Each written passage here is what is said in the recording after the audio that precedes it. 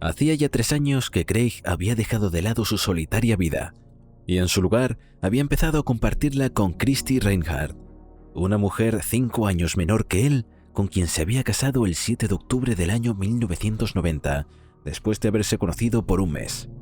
Más allá de lo apresurado que puede parecer esto, la verdad es que la relación entre ambos era sólida. Después de casarse, empezaron a planear cómo empezar a participar en el negocio de la acuicultura, es decir, en el cultivo de peces y/o mariscos, en lo que se llama granja de peces. Para empezar su negocio, la pareja compró un terreno en el estado de Wisconsin, donde era originaria Christy, donde hicieron el negocio de pescados en el que les iba bastante bien. De hecho, consiguieron distintos clientes a lo largo del país, por lo que para el agosto de 1993 era común que Craig viajara a distintas partes de Estados Unidos para vender el pescado. El 28 de agosto de ese año específicamente, Craig salió de Wisconsin con el destino a Colorado Springs, aunque su esposa no estaba demasiado de acuerdo. Semanas antes, Craig había sufrido un fuerte golpe en la cabeza que había provocado una contusión. Pero Craig era un hombre decidido y dedicado a su negocio, así que, por más que su esposa, quien era enfermera, le pidiera que no lo hiciera, lo hizo igual. Si bien Craig había llegado hasta ahí con su propio auto, estando en Colorado Springs, decidió alquilar otro, probablemente para verse más formal, ya que tenía unas cuantas reuniones con potenciales clientes. El viaje parecía ser igual a cualquiera de los otros que había hecho antes. En la mañana del 30 de agosto específicamente, alrededor de las 9, llamó a Christy desde el hotel en el que se habían quedado. Esa fue la última vez que hablaron. En esa llamada, Craig había prometido volver a su casa el día siguiente, es decir, el 31 de agosto, pero eso nunca pasó. Mientras Christy comenzaba a hablar con las autoridades sobre la desaparición de su esposo, en El Paso, una ciudad de Texas, a 8 horas de Colorado Springs, donde había estado el día anterior, se encontraron sus tarjetas de crédito, pero no había ninguna señal de Craig en sí mismo.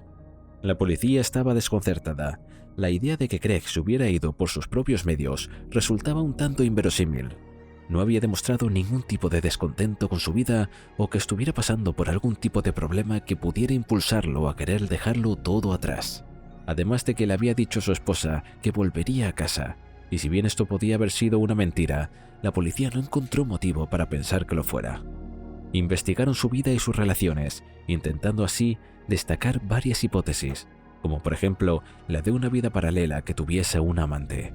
Cosas de las que no encontraron pruebas que afirmaran estas teorías, por lo que las hipótesis de la policía fueron quedando poco a poco descartadas. 2 semanas después, mientras todavía la prensa de Wisconsin como de Colorado repetían en las noticias la foto de Craig, difundiendo su información para que testigos pudieran acercarse a la policía, se hizo un descubrimiento tan sorprendente como el anterior. Sobre la frontera norteamericana con Juárez, México, se encontró abandonado el auto que Craig había rentado en Colorado Springs. En el vehículo no había señales de una pelea, un secuestro o algo fuera de lugar.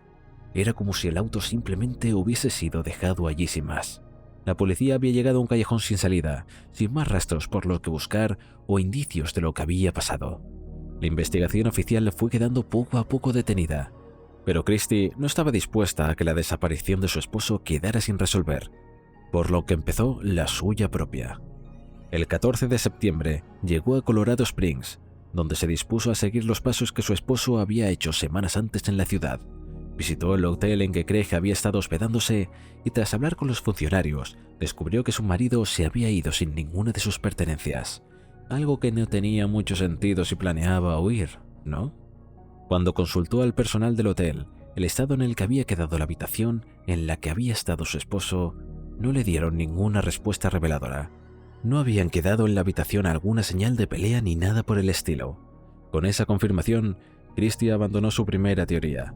Craig evidentemente no había sido atacado, pero empezaba a creer más en su segunda hipótesis. Para Christine, que era una enfermera, la contusión que su esposo había sufrido tiempo antes de desaparecer tenía algo que ver con lo sucedido.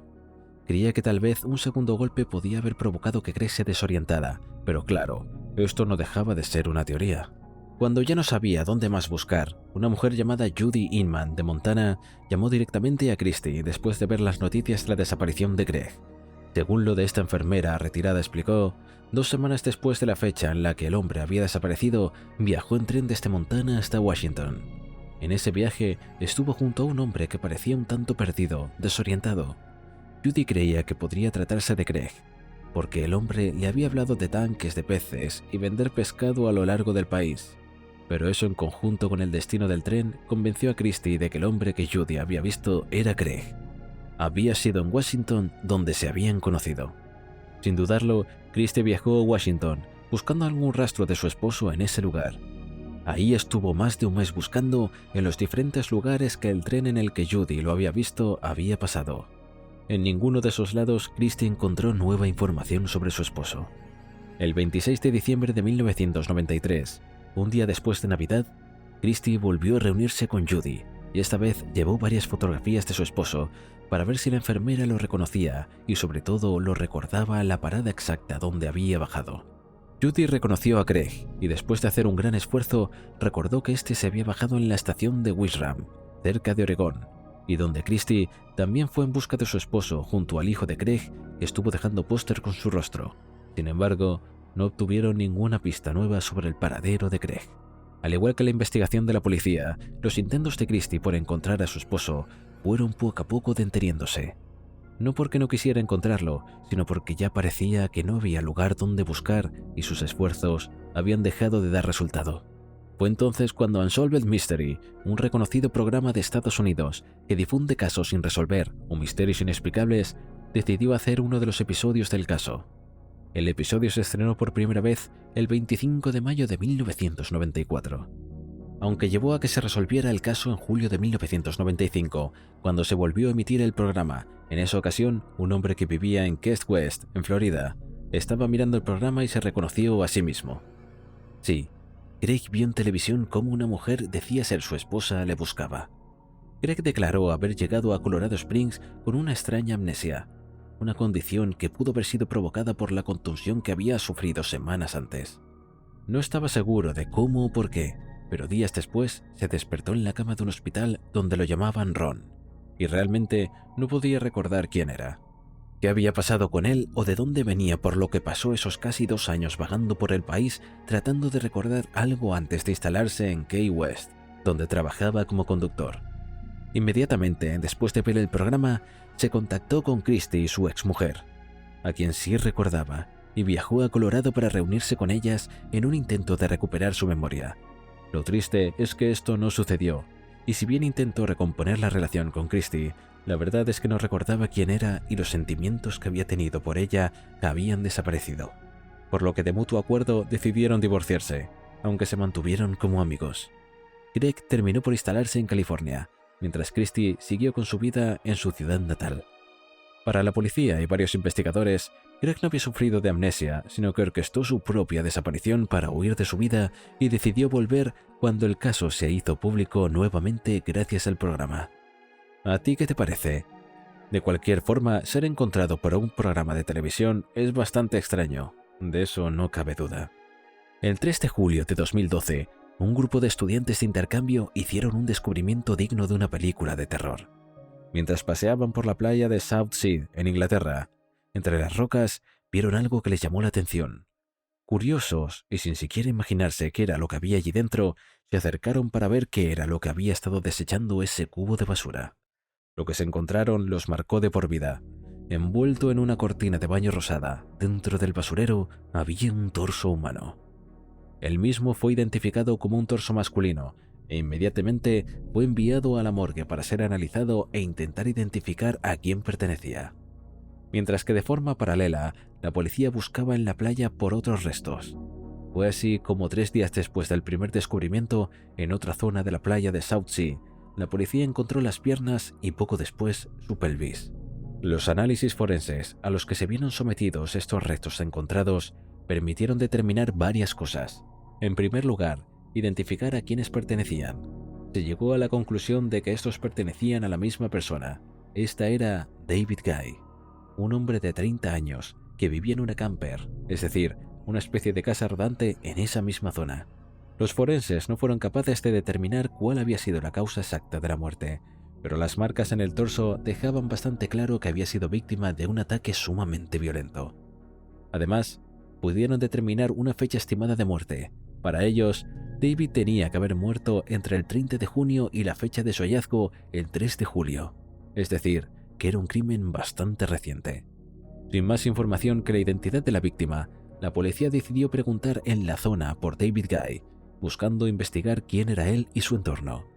Fue gracias a estos interrogatorios y entrevistas con vecinos que quienes dieron el nombre de David Hindler, un hombre de 46 años que vivía en un apartamento no muy lejano de la zona de la playa. Ambos eran conocidos por estar siempre juntos, y como tenían el mismo nombre, la gente solía apodarlos como Little Dave a David Guy y Big Dave a Hindler. La amistad entre los dos hombres no era de lo más pacífica.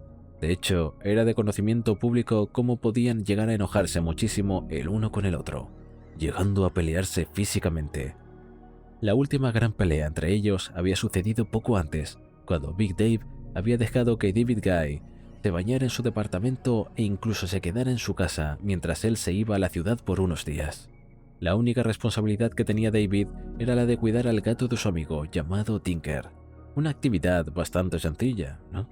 Pero cuando Big Dave volvió a casa, se encontró con su apartamento hecho un desastre y con Tinker, su mascota, en muy mal estado, lo que le provocó un ataque de ira y una pelea física entre ambos, en la que varios vecinos tuvieron que intervenir para separarlos.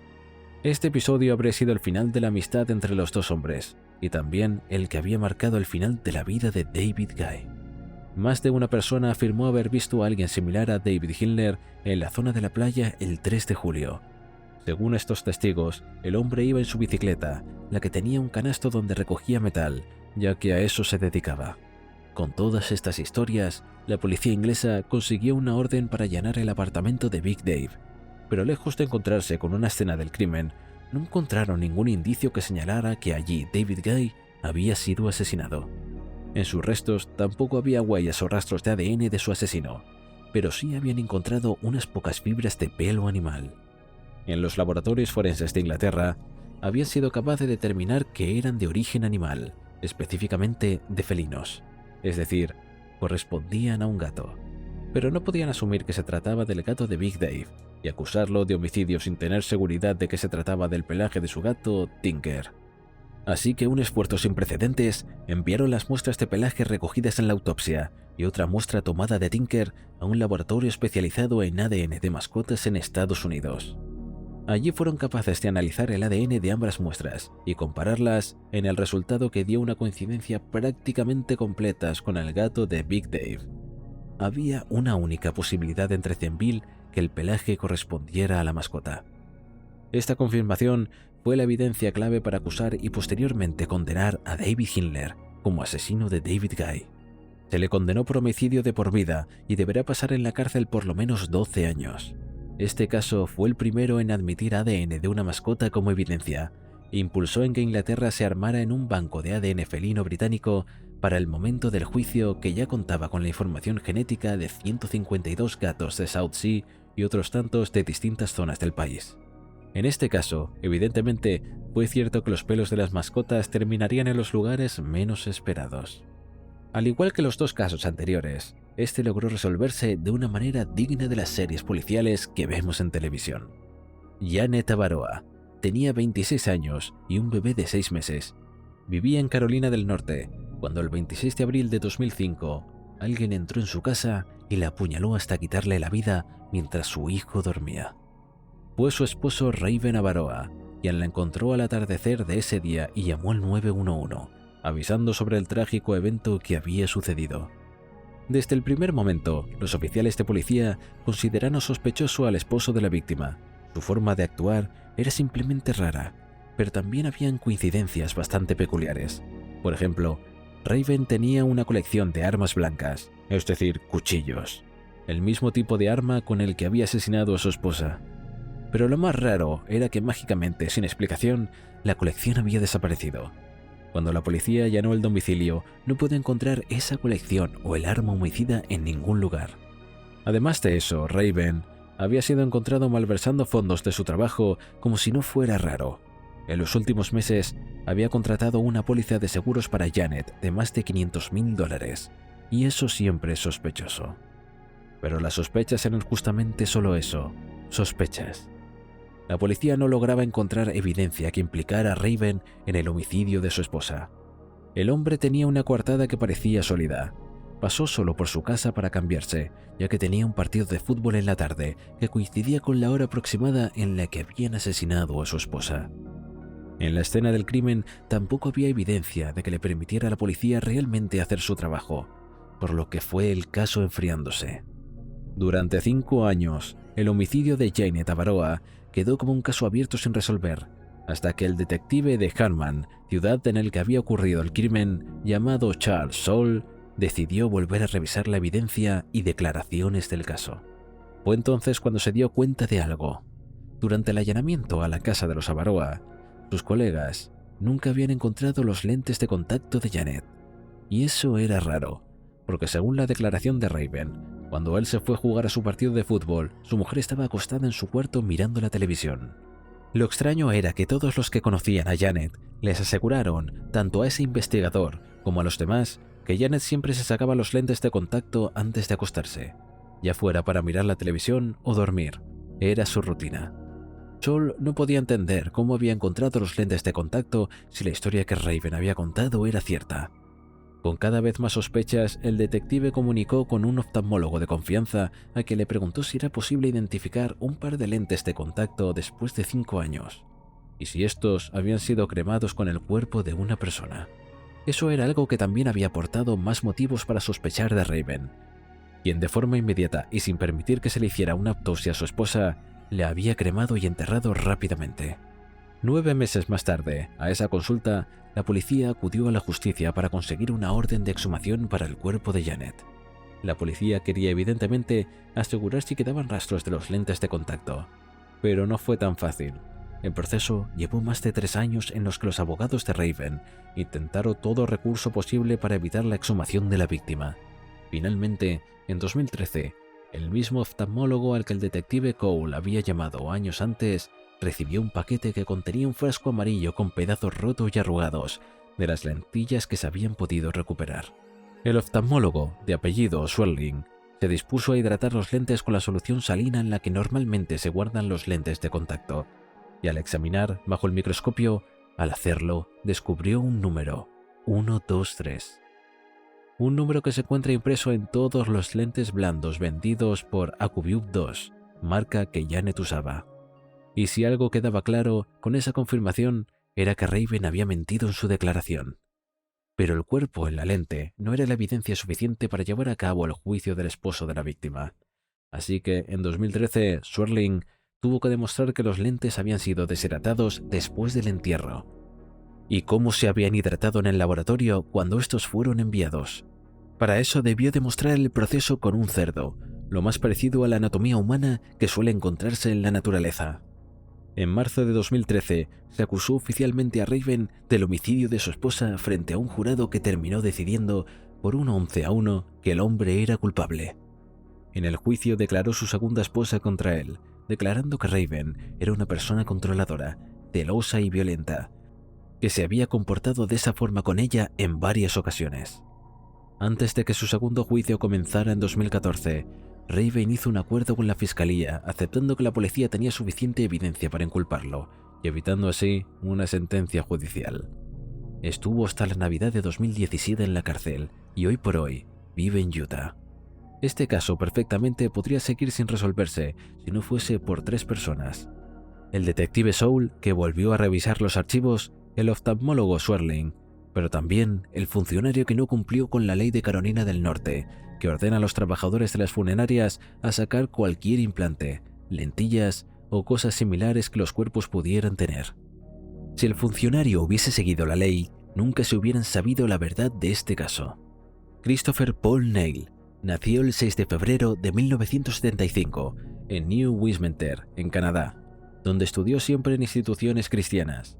De hecho, después de graduarse en 1993 del secundario, ingresó a estudiar en un seminario teológico del que se graduó en 1998 con un diploma en arte. Sin embargo, no logró obtener las calificaciones necesarias para ser tenido en cuenta como cura. Aunque hasta el 2000 trabajó en varios lugares como capellán de iglesias, pero aquel trabajo no le llenaba lo suficiente, así que decidió cambiar su trabajo y con ello toda su vida. Abandonó Canadá y en su lugar se mudó a Corea del Sur, donde empezó a ejercer como profesor de inglés para niños y adolescentes. Ahí vivió durante 3 años antes de mudarse a Tailandia, donde empezó a trabajar como profesor en una escuela privada en Bangkok. Mientras viajaba a Vietnam y a Camboya, como otros países de Asia, supuestamente para viajar y conocer. Este hombre aparentemente inofensivo e inocente era todo menos eso. En internet, Christopher había subido más de 200 fotos que mostraban o representaban pornografía infantil. En todas ellas, sin embargo, su identidad estaba protegida por un efecto de remolino digital en su rostro que no permitía distinguir quién era realmente el sujeto. A día de hoy, en pleno 2024, esto puede que te parezca una tontería, pero en principios de los 2000, la verdad es que el uso de tales efectos implicaba un conocimiento bastante alto en computación. Y reconstruir las fotos para poder averiguar la identidad del pederasta no era una tarea sencilla. Mundialmente se lanzó la Operación Vico, que tenía como objetivo descubrir quién era Mr. Swirl. Así, distintas agencias de inteligencia y expertos del mundo fueron uniéndose a los esfuerzos para detener a esta persona. Los esfuerzos fueron muchísimos y literalmente surgían de todas partes del mundo, pero fueron los expertos en tecnología de la Policía Federal Alemana quienes pudieron reconstruir la imagen del usuario aplicando los efectos contrarios a la policía. Las fotos reconstruidas fueron publicadas en el sitio de la Interpol, esperando que alguien pudiera reconocer al individuo y se pusiera en contacto, y así fue. No solo una persona se comunicó con la Interpol, sino 350 personas fueron las que dijeron conocer al hombre de las fotografías dando diferentes nombres. 5 de esas personas coincidieron en un mismo nombre, Christopher Bourne-Neil, quien para el momento era profesor en una escuela privada en Gyeongju, en Corea del Sur. Pero cuando supo que lo habían identificado, rápidamente se trasladó a Nakhon, en Tailandia. Viajó el 19 de octubre de 2007. Ahí esperaba poder esconderse y pasar desapercibido. Sin embargo, la policía de Tailandia fue capaz de rastrear su celular y arrestarlo. Su juicio empezó en enero de 2008 y él se declaró como inocente desde el principio. El proceso judicial fue largo, pero el 15 de agosto, después de varios meses de retraso, se lo declaró como culpable y se sentenció a 39 meses de prisión. Aunque su sentencia original era de 6 años, esta se redujo cuando Christopher admitió su culpa. Aunque en noviembre de ese mismo año volvió a extenderse su condena cuando pudo probarse que había acosado a otros niños. En total, pasó 5 años preso en Tailandia y antes de ser deportado a Canadá, fue donde lo arrestaron inmediatamente en el aeropuerto de Vancouver. La policía investigó y buscó en sus dispositivos, encontrando que en su laptop y celular todavía había pornografía infantil, por lo que en mayo de 2014 se le condenó a 3 meses en prisión y otros 3 años de libertad condicional. Ya estando en Canadá, varios niños con los que había tratado en la iglesia se animaron a denunciar, por lo que estuvo preso hasta marzo de 2017, cuando fue liberado bajo estrictas medidas de libertad condicional. Hoy por hoy vive en Vancouver y se le prohíbe tener contacto con menores en línea o tener cualquier tipo de dispositivo electrónico. Puede parecerte este caso que no tenga ningún factor tan sorpresivo como los anteriores, pero realmente en su momento significó un antes y un después en la historia criminal, y fue solo resuelto gracias al esfuerzo de los expertos. Este es el segundo caso en esta lista en la que un animal ayuda a resolver un caso de forma inesperada. Esta vez no se trató de una mascota, sino de un mosquito. Los hechos sucedieron en la ciudad de Seinäjoki, en el norte de Helsinki, en Finlandia, cuando se encontró un auto abandonado en diciembre de 2008. El vehículo estaba denunciado desde junio de ese año, cuando había sido robado en el pueblo de Lapua, unos 308 kilómetros del lugar donde había sido encontrado. Cuando la policía fue a revisar el auto abandonado, se encontró con las denuncias puestas por los dueños del auto, por lo que se dispusieron a buscar algún tipo de evidencia que pudiera indicar quién había sido el responsable del robo.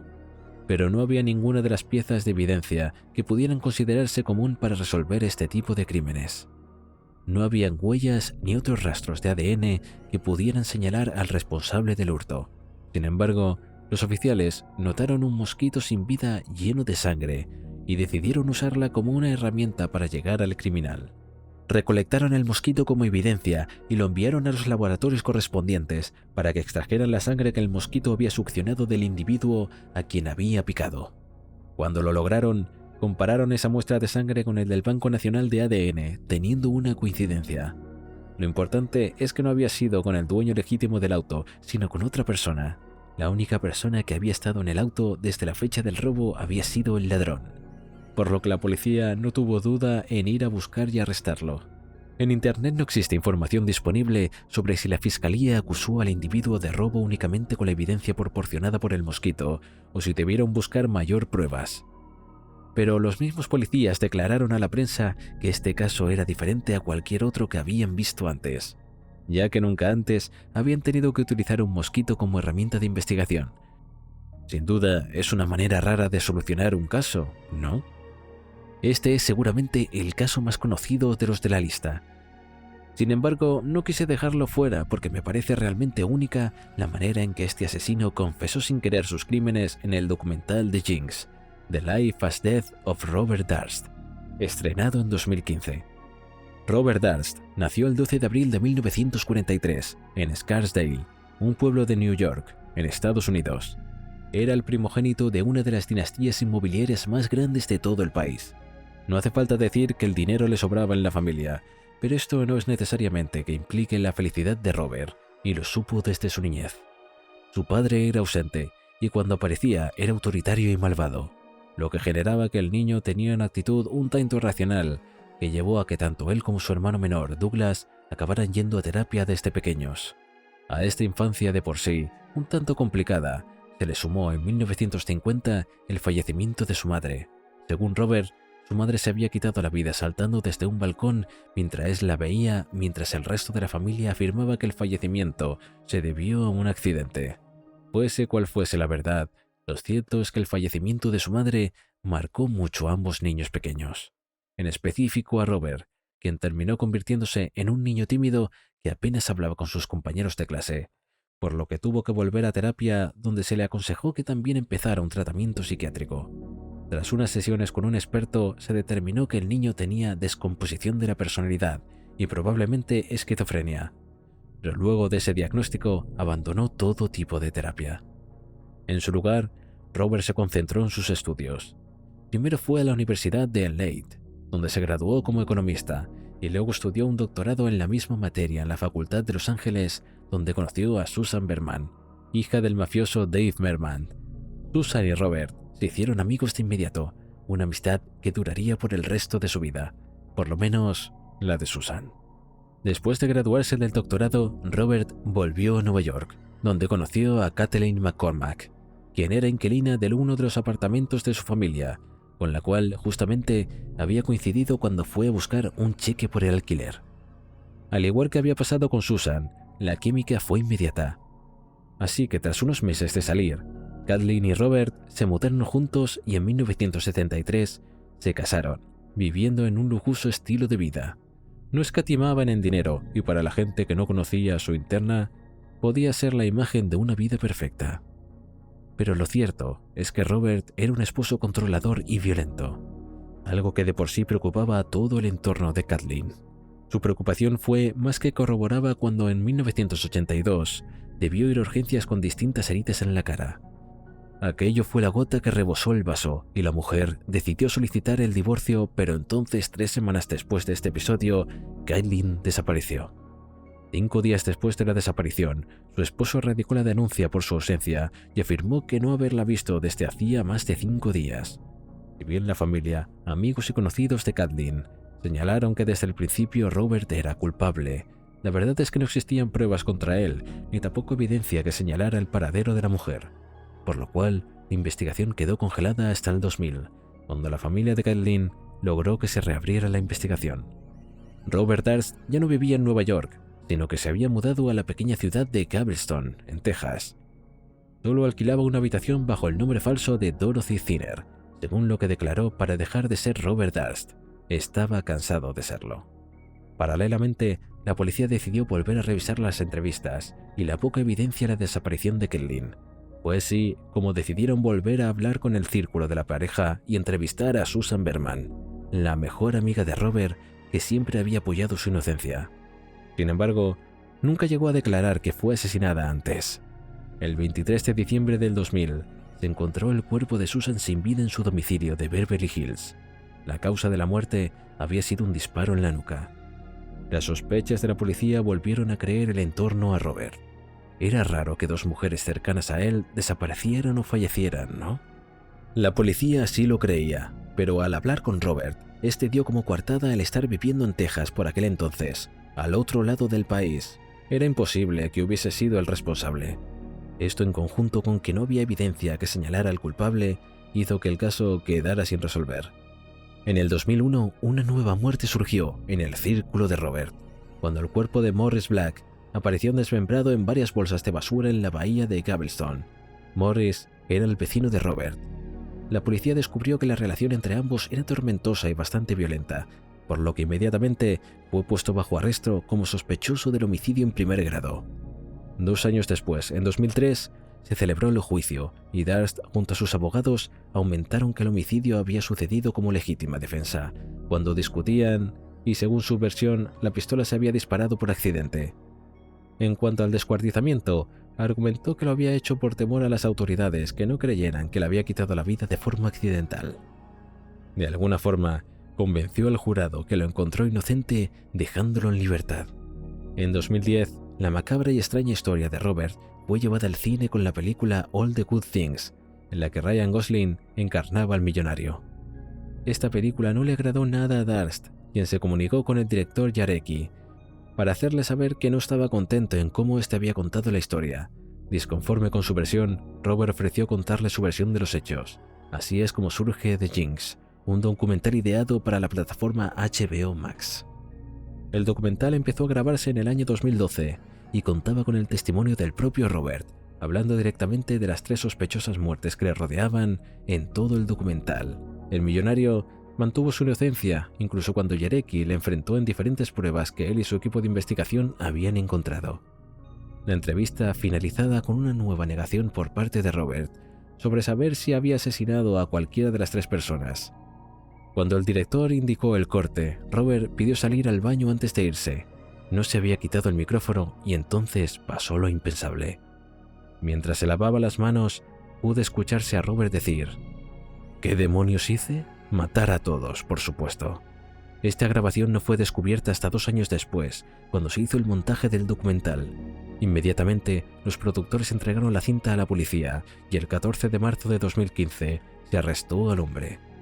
En 2020, los juicios por la muerte de Susan y de Morris, mientras se lo condenaba a 7 años por posesión ilegal de armas. Sin embargo, Robert no llegó a cumplir su condena, ya que en 2022 falleció a causa de un paro cardiorrespiratorio.